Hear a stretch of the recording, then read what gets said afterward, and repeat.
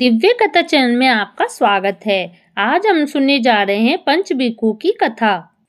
एक साहूकार के बेटे की बहू थी। कार्तिक के महीने में सुबह जल्दी उठकर गंगा जी नहाने जाती थी। वह पराये पुरुष का मुंह नहीं देखती थी। राजा का लड़का भी गंगा जी नहाने जाता था। राजा का लड़का कहता कि मैं सुबह नहाता हूँ, मेरे से पहले कोई भी नहीं नहाता। जब 5 दिन कार्तिक के बीत गए तो उस दिन साहूकार के बेटे की बहू नहाकर जा रही थी और राजा का बेटा आ रहा था।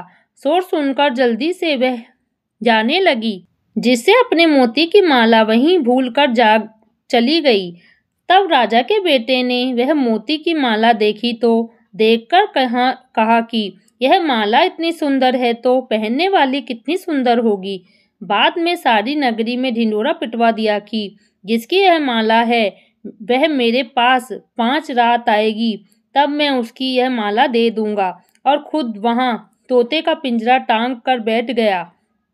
सुबह साहूकार की बहू आई तो पहली पेड़ी पर पांव रखा और बोली कि अगर मेरे में सत है तो इसे नींद आ जाए। और उसे नींद आ गई और वह नहाकर चली गई। राजा का बेटा उठकर बैठ गया और तोते से पूछा कि क्या वह आई थी? तो तोते ने कहा आई थी। वह कैसी थी? तब तोता बोला कि आभा जैसी, बिजली गुलाब जैसा रंग।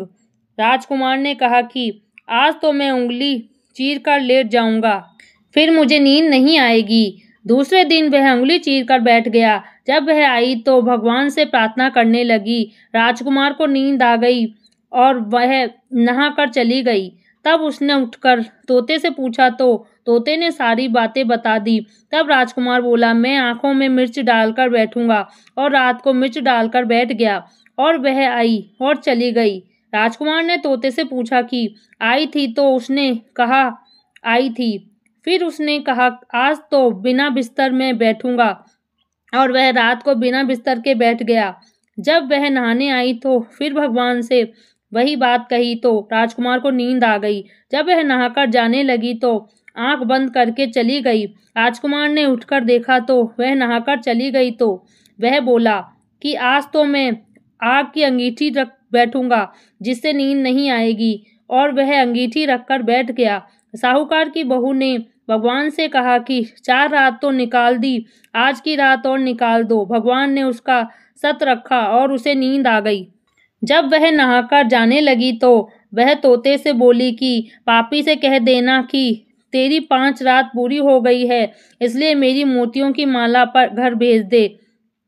फिर राजा ने तोते से पूछा कि वह आई थी? तो तोते ने कहा कि वह आई थी और उसने अपनी माला मंगवाई है। तब राजकुमार ने सोचा कि वह तो सच्ची थी, उसका तो भगवान ने भी सत रखा है।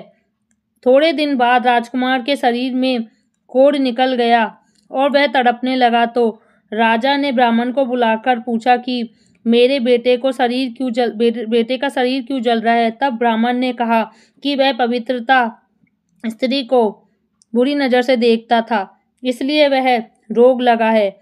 तब राजा ने पूछा कि अब कैसे ठीक होगा? तब ब्राह्मण ने कहा कि उस साहूकार की बहू को धर्म की बहन बना ले और उसके नहाए हुए जल से नहाए तो उसका कोढ़ ठीक हो जाएगा।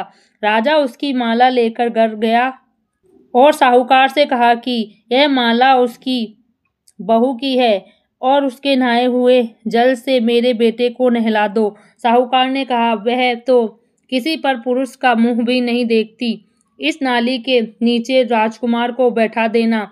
जब वह नहाएगी तो ऊपर से ही वह पानी आ जाएगा। बाद में राजकुमार बैठ गया और नहाया तो उसकी चंदन जैसी काया हो गई। हे पंचभीखू देवता, जैसा साहूकार की बहू का सत रखा वैसा सबका रखना।